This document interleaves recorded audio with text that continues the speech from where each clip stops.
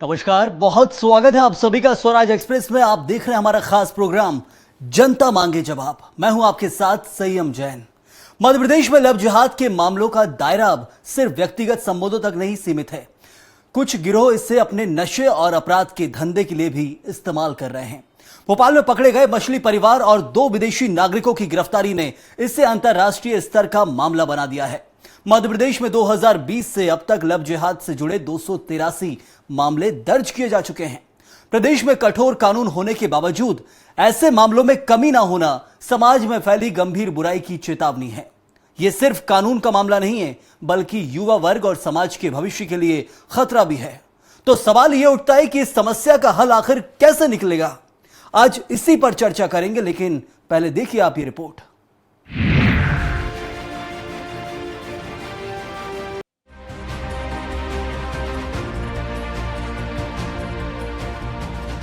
मध्य प्रदेश में लव जिहाद के मामलों में होने वाली जांच का दायरा बढ़ता जा रहा है। भोपाल में पकड़े गए मछली परिवार से की गई पूछताछ के बाद ड्रग्स के गंदे धंधे का पता चला है। पुलिस ने इस गिरोह के लिए काम कर रहे एक नाइजीरियन युवक और भोपाल में रह रही थाईलैंड की महिला को गिरफ्तार किया है। थाईलैंड की महिला क्लबों और पार्टियों में ड्रग्स सप्लाई करती थी, जबकि नाइजीरियन युवक टेलीग्राम और व्हाट्सएप के जरिए नेटवर्क चला रहा था। 2 विदेशियों की गिरफ्तारी के बाद अब ये मामला अंतर्राष्ट्रीय लेवल का हो गया है। मध्य प्रदेश में लव जिहाद के मामले लगातार बढ़ते जा रहे हैं। अब ये बात सरकार ने भी मान ली है। मुख्यमंत्री डॉक्टर मोहन यादव ने विधानसभा में जानकारी दी है कि 2020 से लेकर अब तक प्रदेश में लव जिहाद के 283 मामले दर्ज किए गए हैं।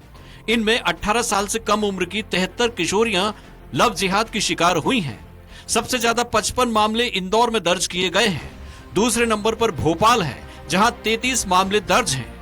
ये सब तब हो रहा है जब लव जिहाद जैसे मामलों को रोकने के लिए मध्य प्रदेश धार्मिक स्वतंत्रता अधिनियम 27 मार्च 2021 से लागू है। और लव जिहाद करने वाले लोग किसी भी तरह के हों, उनको बख्शा नहीं जाएगा। कोई भी उनके पापों पर चादर डालने की कोशिश करे, ऐसे पापियों को सजा भारत का संविधान भी सुनाएगा, भारत की न्यायपालिका भी देगी, प्रदेश की न्यायपालिका भी देगी, मध्य प्रदेश की सरकार भी देगी।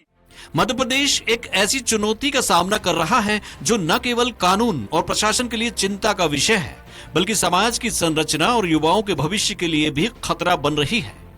लव जिहाद के मामलों का दायरा लगातार बढ़ता जा रहा है। ये अब केवल व्यक्तिगत मामलों तक सीमित नहीं है, बल्कि कुछ गिरोह इसे अपने नशे और अपराध के धंधे के लिए भी इस्तेमाल कर रहे हैं। कठोर कानून होने के बावजूद इस तरह के मामलों में कमी न होना कई सवाल खड़े करता है। यह सिर्फ कानून की विफलता नहीं है, बल्कि समाज में फैली एक गहरी बुराई की भी चेतावनी है। ऐसे अपराध न सिर्फ युवा वर्ग और उनके परिवारों को मानसिक और सामाजिक रूप से प्रभावित कर रहे हैं, बल्कि देश की सामाजिक संरचना को भी चुनौती दे रहे हैं, जिस पर कड़े कानून के साथ साथ जागरूकता अभियान, शिक्षा और सामाजिक संवाद के जरिए काबू पाए जाने के प्रयास जरूरी हैं। Bureau report, Swaraj express. तो लव जिहाद का जाल, ड्रग्स का फैलता जंजाल, इस पर चर्चा के लिए हमारे साथ कुछ खास मेहमान भी मौजूद हैं। जहां हसन रिजवी मुस्लिम स्कॉलर हैं, बहुत स्वागत है आपका हसन जी। तो रवि अतरौलिया रिटायर्ड डीएसपी रह चुके हैं, ये आपका ही बहुत बहुत स्वागत रवि जी इस चर्चा में जुड़ने के लिए। लेकिन चर्चा की शुरुआत करें उससे पहले कुछ आंकड़े आपके साथ साझा करना बहुत जरूरी है। 283 प्रकरण सामने आए हैं, 197 मामले जो बताया जा रहा है अभी कोर्ट में लंबित हैं। 87 के ऊपर फैसला आ गया है। 87 मामलों में फैसला आया, जिनमें से 50 मामलों में आरोपियों को बरी कर दिया गया। सबसे बड़ा सवाल, और कुछ ऐसे मामले आपसे बता दूं, 7 मामले जिनमें सिर्फ सजा सुनाई गई है। तो आप समझिए 283 प्रकरण, 7 में अभी सजा हुई है, 5 साल कानून को बने हो गए। तो अब आप इस मामले को समझिए कि 3 से 4% का मात्र न्याय, और उस 3 से 4% के न्याय के बल पर देश में लव जिहाद को, प्रदेश में लव जिहाद को खत्म करने की बात की जा रही है। सबसे पहले रवि जी आप ही जवाब दीजिएगा। प्रदेश में न्याय का स्तर इतना स्लो है, 283 मामले हैं, 50 में आरोपी रिहा हो गए, 87 जो फैसला है उनमें से 50 में रिहा हो गए। तो ये रिहाई तो कर दी गई इन मामलों को लेकर, फिर काय का मजबूत कानून है ये धार्मिक स्वतंत्रता अधिनियम? किस बात की हम लोग खुशी मना रहे हैं? कहा जाए कि प्रदेश में खुशी मनाई जाए कि बहुत मजबूत ये कानून है, किस बात की दुहाई दी जाती है? रवि अतरौलिया साहब। और से अगर कह दूं कि कानून जो बनाया गया है वो धर्मांतरण जबरन लोभ लालच के लिए बनाया गया है और हिंदू लड़की के शोषण के लिए बनाया गया है और उस पर कठोर सजा 10 साल तक की और 50,000 जुर्माना तक की व्यवस्था है जी। अब सवाल आता है कि इतने मामले पंजीबद्ध हुए, न्यायालय में पेश हुए और सिर्फ बहुत कम मामलों में ही सजा हुई। इसके पीछे कारण मैं जो मानता हूं, पहली तो हम पुलिस की अपनी कमियां बताना चाहूंगा। जी बिल्कुल, इसमें हमारे पुलिस अधिकारियों को सोचना चाहिए बिल्कुल। कि इतने संवेदनशील मामले में जहां हमारे पास एक सक्षम कानून उपलब्ध है, वहां पर हमसे विवेचना में साक्ष्य जुटाने में कहां चूक हो रही है। हमने अगर साक्ष्य जुटा भी ली, चालान तैयार करके न्यायालय भिजवा दिया, इतने भर से हमारी ड्यूटी खत्म नहीं होती, बल्कि गवाहों को हमें न्यायालय तक सुरक्षा के साथ पहुंचाना है और वो अपनी गवाही निर्भय होकर न्यायालय में दे। इसके लिए भी हमें प्रयास करना होगा। सिर्फ कार्रवाई करके चालान पेश कर देने से हम बच नहीं पाएंगे और हमारी शायद यही वो लापरवाही है, यही वो कमी है जिसकी वजह से अपराधों में दोष मुक्ति हो रही है। क्योंकि न्याय प्रणाली को हम दोष नहीं दे सकते जज को, उसे चाहिए सबूत, उसे चाहिए ठोस कार्रवाई के कागजात, उसे चाहिए गवाह। 87 मामलों में फैसला आया, 50 में रिहाई। बहुत बड़ा यह आंकड़ा है। मतलब कहानी शुरू हुई थी लव जिहाद को लेकर, धार्मिक स्वतंत्रता को लेकर कहानी। रवि जी पहले हम मैं एक सवाल जो यहाँ पूछ रहा हूं कि 87 मामलों में फैसला आया है और 50 में रिहाई हो गई, तो आपको लगता है कि आंकड़ा बहुत बुरा है? कानून जिस लिहाज से बनाया गया था उसका कोई उपयोग नहीं हो रहा है, सिर्फ कानूनी कार्रवाई और कोर्ट से रिहाई। तो ये पुलिस की आप कमी की जो बात कर रहे हो, उसमें हमारे पुलिस विभाग की लापरवाही है सर। और इसमें आपको बता दूं, जब नौकरी में थे हम लोग और कोई भी संगीन स्तर के मामले आते थे, गंभीर मामले आते थे, समाज हित के मामले आते थे, हम गवाहों को अपने कंट्रोल में रखते थे, उन्हें उनकी द्वारा की गई कार्रवाई की याद भी दिलाते थे। क्योंकि गवाहियों के लिए समय लग जाता है तो गवाह भूल जाते, तो हमें उनको मेमोरी फ्रेश कराना पड़ती थी। आज ये कार्रवाई संभवतः नहीं हो रही है। गवाह कोर्ट में जाके बजा तो दबाव के बस भाई के बस बदल रहे हैं, समझौता हो जाता है आखिरी में। रवि अथरोलिया साहब, समझौता हो रहा है, लव जिहाद के लिए लड़ाई लड़ी जाती है, फिर समझौता हो जाता है। ऐसे भी कई मामले हैं इन प्रकरणों में। हाँ, नहीं, देखिए वो एक अलग चीज है कि गवाह लालच में बदल गए, लड़की बदल गई, उसे किस ढंग से दबाव डाला गया, ये एक अलग बात है। ये भी एक कारण है दोष मुक्ति के कि जहां पर सामाजिक व्यवस्था में कहीं जो लड़कियां बदल जाती हैं या गवाह बदल गए, उस वजह से न्यायालय को दोष मुक्त करना पड़ता है। लेकिन मैं यहां पर यह कह रहा हूं कि यदि पुलिस अपनी विवेचना कार्रवाई और साक्ष्य मजबूत बना के गवाहों पर पूरा नियंत्रण रख के न्यायालय में अगर सक्षम तौर से गवाही कराती है, तो लड़की अगर बदल भी जाए तब भी न्यायालय को सजा बहुत बढ़िया रवि अथरोलिया साहब, बहुत बढ़िया। तो पुलिस की एक तरह से कमी इसमें मानी जाएगी, पुलिसिंग जिसे कहा जाता है, गैर जिम्मेदारी इसमें कहीं ना कहीं मामलों में रहती है, तभी आरोपी छूट जाते हैं, केस लंबे लंबे वक्त तक कोर्ट में चलते हैं। मैं आपके पास लौटूंगा, हमारे साथ हसन रिजवी साहब भी हैं, मुस्लिम स्कॉलर हैं। हसन रिजवी साहब, एक जो सबसे बड़ा सवाल उठता है कि जो भी स्वतंत्रता की बात की जाती है, धार्मिक स्वतंत्रता अधिनियम बनाया गया, लव जिहाद के जो मामले सामने आ रहे हैं उनमें सबसे ज्यादा मुस्लिम समाज के लोगों के नाम सामने आते हैं, चाहे भोपाल हो, इंदौर हो, नेपानगर हो, जैन हो, आज फिर रतलाम में केस सामने आया। तो क्या कुछ कमी इसमें रह रही है आपके यहां से? क्यों ऐसी सख्ती से नहीं समझा जाता है समाज के अंदर? उसको लेकर एक बड़ा सवाल उठेगा। हसन रिजवी साहब,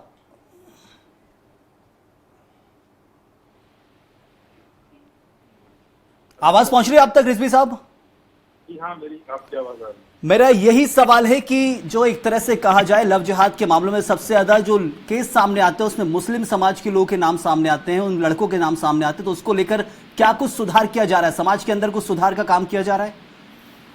मेरा कहना यही, मैं आपको बताना चाहता हूँ कि बड़ी चिंताजनक जो इस तरह से समाज में लगातार चीजें हो रही हैं, लड़की किसी की भी हो, हिंदू की हो या मुसलमान की हो, किसी और मजहब की, इन बच्चियों को बहला फुसला कर किसी भी मजहब के लोग इस तरह की चीजें कर रहे हैं। पहली चीज तो ये कि उनके साथ प्रशासन को, वहाँ की सरकारों को इतनी सख्ती से निपटना चाहिए कि एक नजीर पेश हो जाए कि दोबारा किसी की ऐसी हिम्मत न होने पाए। दूसरी बात, मुस्लिम समुदाय के जो जिम्मेदार लोग हैं, जो भी मौलाना है, जो कौम के ठेकेदार हैं, जो इंटेलेक्चुअल अपने आप को कहते हैं, जिनकी जिम्मेदारी बनती है, जो राजनीतिक तौर से अपने रसूख दिखाते हैं, इन सारे लोगों की जिम्मेदारी बनती है कि जो इस तरह के युवा जो अपना नाम बदल करके किसी भी तरह से किसी भी क्रिमिनल एक्टिविटीज में इस तरीके की शामिल हो रहे हैं, उनके खिलाफ जो है बिल्कुल सख्त कार्रवाई। नहीं हसन रिजवी साहब, कानून की तो पूरी जिम्मेदारी है, कानून अपना काम करता है, कानून में कई पेचीदगियां भी है, उस पर चर्चा हम लगातार कर रहे हैं, लेकिन समाज सुधार का जो कार्य किया जाना चाहिए समाज के अंदर, उसकी थोड़ा सा व्याख्यान कीजिएगा। क्या कुछ जो षड्यंत्र चलते हैं उसको कहना चाहते हैं, जो भी मुफ्ती है और जो भी कौम के जिम्मेदार हैं, जो भी मुस्लिम समाज के लोग हैं, उन्हें ऐसे युवाओं का पूरी तरीके से जो है उनको अपनी कौम में बिल्कुल घुसने नहीं देना चाहिए और उनको पूरी तरीके से जो है बाहर कर देना चाहिए। समाज में किसी तरह का कोई जो है किसी तरह का कोई सहयोग नहीं रहना। जब इस तरीके से उनको बिल्कुल अलग थलग किया जाएगा। चलिए मैं आपके पास लौटूंगा। हमारे साथ इस बार एक और खास मेहमान चंद्रशेखर तिवारी, जो कि संस्कृति बचाओ मंच के संयोजक है। बहुत स्वागत चंद्रशेखर जी, दोबारा आपका एक बार और। चंद्रशेखर जी, मैं आंकड़े साझा कर रहा था आपके आने से पहले, 283 केस दर्ज हुए प्रदेश के अंदर, 87 में कोर्ट का फैसला आया, 197 लंबित थे, 50 में मामलों में जो है एक तरफ आरोपियों को बरी कर दिया गया, 87 मामलों में से 50 में बरी किया गया। यह आंकड़ा है लब जिहाद का। जैसे ही केस सामने आता है, संस्कृति बचाओ मंच हो या फिर जो हिंदू नेतृत्व करता होते हैं, वो बहुत तरीके से कहा जाए कि एक तरह से कहा जाता है मामले को उठाते हैं, लेकिन जब 50 आरोपी रिहा हो गए थे तब कहां थे आप? एक बहुत बड़ा सवाल उठेगा, क्या उस वक्त कोर्ट की कार्रवाई का विरोध किया था, पुलिसिंग का विरोध किया था? देखिए, मैं आपको बताऊं कि सबसे बड़ी बात यह है कि ये कार्य, जैसे अभी मैं रिजवी जी को सुन रहा था, आप कह रहे हैं कि समाज के जो लोग हैं उनको आगे आना चाहिए, तो हसन रिजवी जी आप भी मुस्लिम समाज से इत्तेफाक रखते हैं, ताल्लुक रखते हैं, तो शहर काजी के कभी किसी प्रकार के कोई वक्तव्य नहीं आते, जो आपके धर्मगुरु हैं उनके कोई वक्तव्य नहीं आते, शाही इमाम जो दिल्ली के हैं उनका एक वक्तव्य जारी होना चाहिए, जिनके तो फतवे पर आप लोग ईद मनाते हैं कि चांद दिख गया इसलिए इस तारीख को ईद होगी, तो उनको फतवे जारी करने चाहिए इस कार्य के लिए कि अगर कोई हिंदू लड़की को गलत नाम करके फंसाया जाएगा तो हम उसका बहिष्कार करेंगे। लेकिन जब ये बातें सामने आती हैं, टीआईटी कॉलेज के मामले में जो वो सुल्तान था, उसने बोला कि हमने सवाब का काम किया, मतलब पुण्य का काम किया, हमारे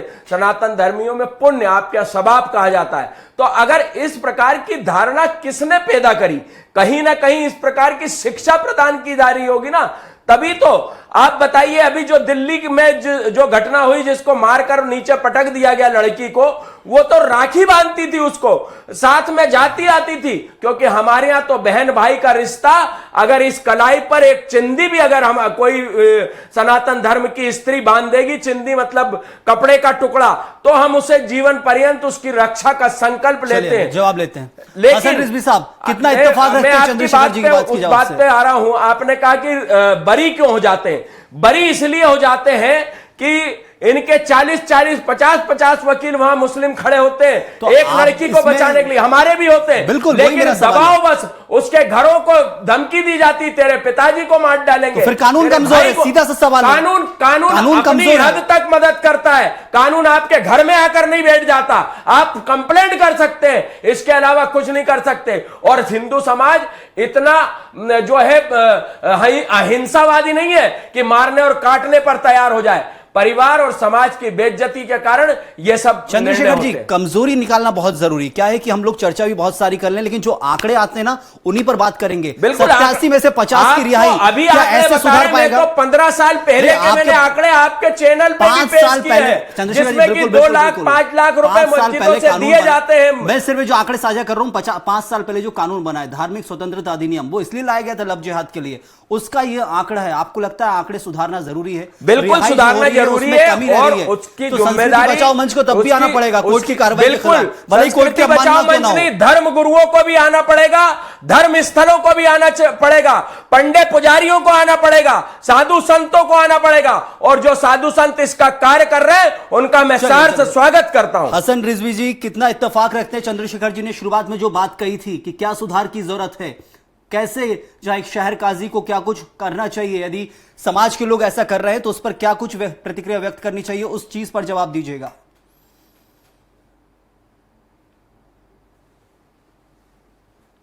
रिजवी साहब, आवाज नहीं पहुंच रही है आपकी।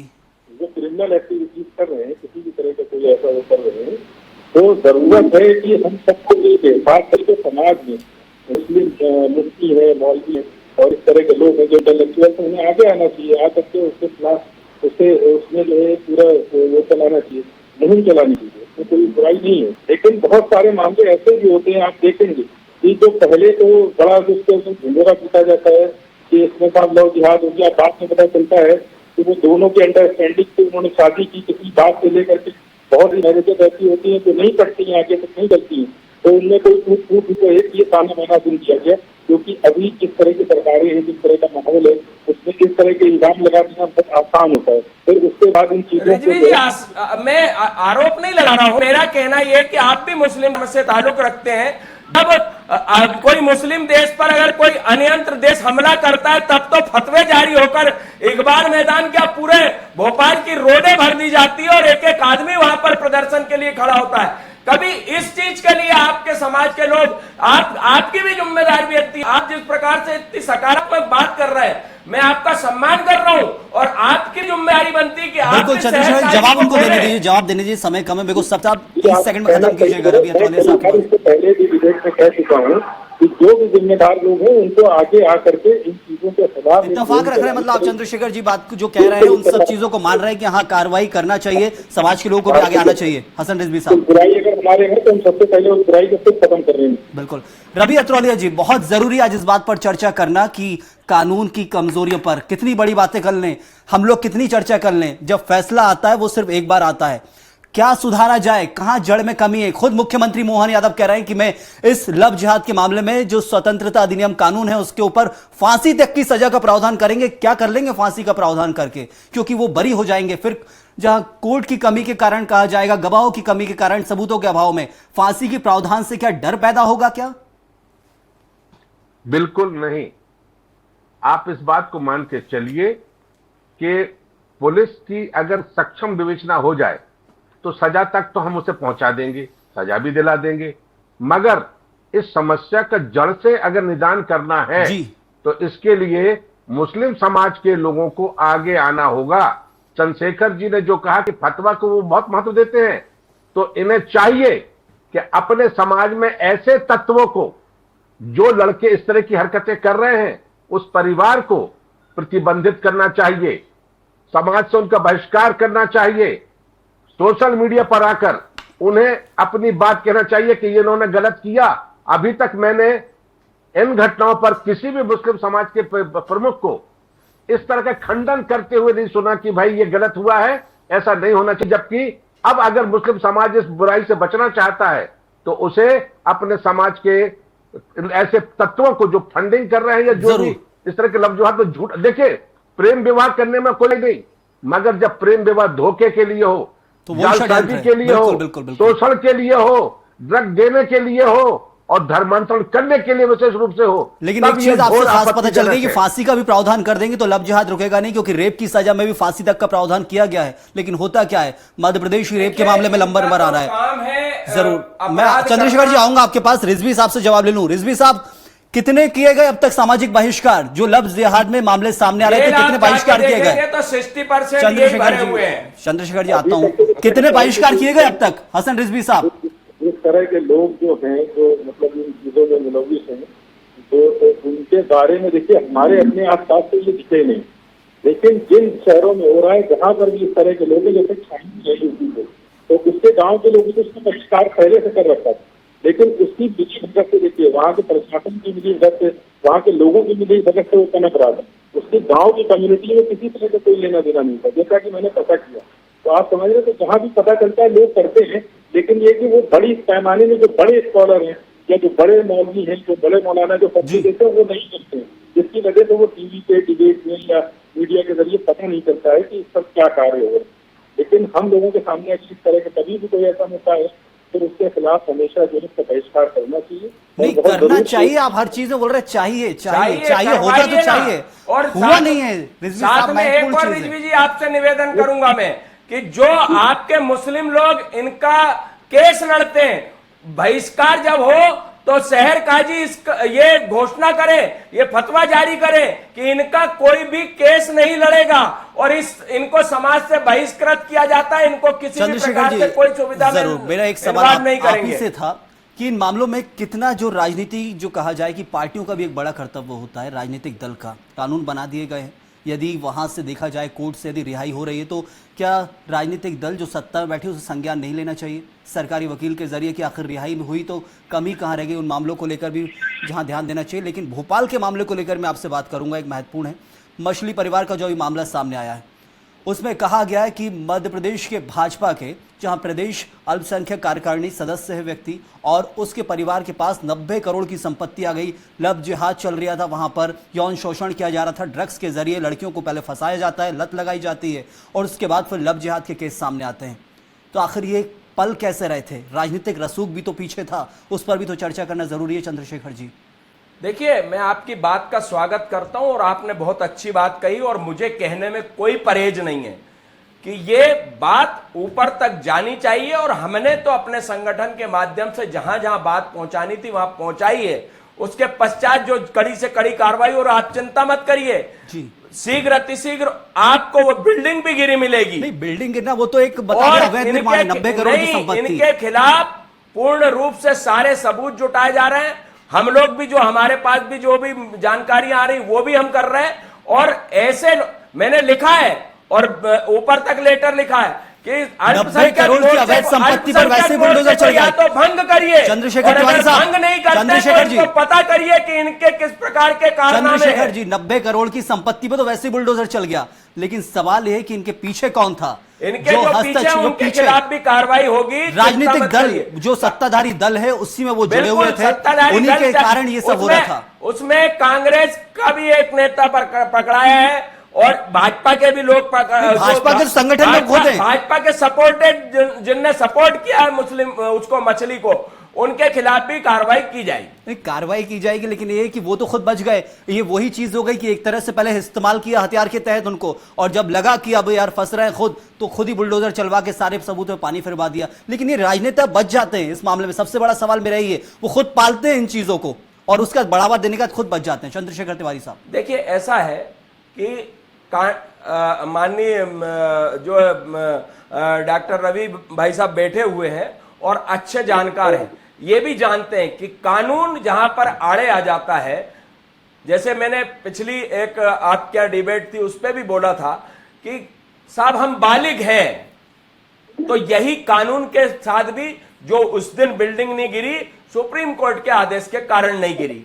उसके अलावा जितने लोग उठाए जा रहे हैं वो आप भी देख रहे हैं और हम भी देख रहे हैं, और उनके खिलाफ कड़ी से कड़ी कार्रवाई होगी। एक और आपके चैनल के माध्यम से मैं बात बताना चाहूंगा कि वहां पर जितने लोग बसाए गए हैं वो पूरे रोहिंग्या हैं, उनकी भी जांच होनी चाहिए। ये आपके चैनल के माध्यम से सरकार तक ये बात आनी चाहिए। इस बात को समझ गए, लेकिन अब जड़ तक कार्रवाई जब हो जाएगी, जो राजनेताओं ने पाला पोसा और बड़ा किया इनको, उन पर यदि कार्रवाई हो गई तो समझिए जड़ से खत्म हो गया मामला। क्योंकि पालते हैं, पोसते हैं, तब जाकर ये बढ़ता है मामला। आज कैसे 90 करोड़ की अवैध संपत्ति बन गई, कोई 9 करोड़ की लीगल संपत्ति नहीं बना पाता। बहुत सारी चीजें में इस मामले में तह तक जाएंगे तो बहुत लंबा खिंच जाएगा।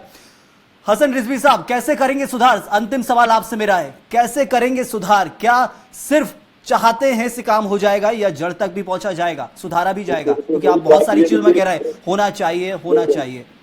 देखिए, इसमें होता ये सबसे बड़ी चीज है कि जो पॉलिटिकल संरक्षण मिलता है, सबसे पहले पॉलिटिकल करप्शन, उसकी मैंने चर्चा कर ली, पॉलिटिकल संरक्षण की चर्चा कर ली। मैं समाज की चर्चा करना चाहता हूं आपसे। पॉलिटिकल संरक्षण के ऊपर मैंने सवाल कर लिया। समाज की भी तो बहुत बड़ी जिम्मेदारी होती है। किसी को आरोपी बनाएगा, बहुत बार ऐसा होता है गलत तरीके से भी लोगों को आरोप तय कर दिए जाते हैं। अरे अगर नहीं रिजवी साहब, गलत तरीके से 1-2 मामले सामने आते हैं, अगर वो एक बार कोर्ट से कन्विक्टेड हो जाता है, उसके बाद फिर हर एक इंसान की जिम्मेदारी बनती है, हर एक समाज की जिम्मेदारी बनती है कि उस इंसान से बहुत बार ऐसे बहुत सारे मामले आए हैं। आप रिजवी साहब, अभी भी आपके जवाब वही मिल रहा है, होना चाहिए, जिम्मेदारी बनती, जिम्मेदारी सबकी बनती। लेकिन आप मुस्लिम स्कॉलर है, आपकी समाज से क्या कुछ प्रयत्न किए गए, वो सबसे बड़ा मेरे को जवाब जानना था, वो नहीं मिल पाया। लेकिन वक्त इतना ही है। मैं बहुत शुक्रिया अदा करूंगा चंद्रशेखर तिवारी जी, हसन रिजवी साहब, आपका ही बहुत बहुत धन्यवाद जुड़ने के लिए, और रवि अत्रोलिया साहब, आपका ही बहुत बहुत शुक्रिया कानून की पेचीदगियों को विस्तार से समझाने के लिए। तो लव जिहाद के मामले जो लगातार सामने आ रहे हैं, प्रदेश में कानून बना, मामले सामने आए, आंकड़े भी हमने आपसे साझा किए, लेकिन उन आंकड़ों के ऊपर जो पेचीदगियां है ना, उन पर काम करना बहुत जरूरी है सरकार और प्रशासन को, कि कैसे आप पहले मामले रजिस्टर्ड करते हैं, 87 मामले पर फैसला दे दिया, 50 की रिहाई हो गई, 3-4% का न्याय मिला है। क्या यह शोभा देता है? और 3-4% न्याय है तो फिर इस पर सरकार विचार करे। फांसी तक की सजा के प्रावधान नहीं होगा। समाज सुधार के लिए बहुत सारे काम सरकार को खुद सोचना होगा और सामाजिक जो काम करते हैं उनकी भी एक बड़ी जिम्मेदारी इन मामलों को लेकर। इस वक्त के लिए फिलहाल इतना ही। आप बने रहिए स्वराज एक्सप्रेस के साथ।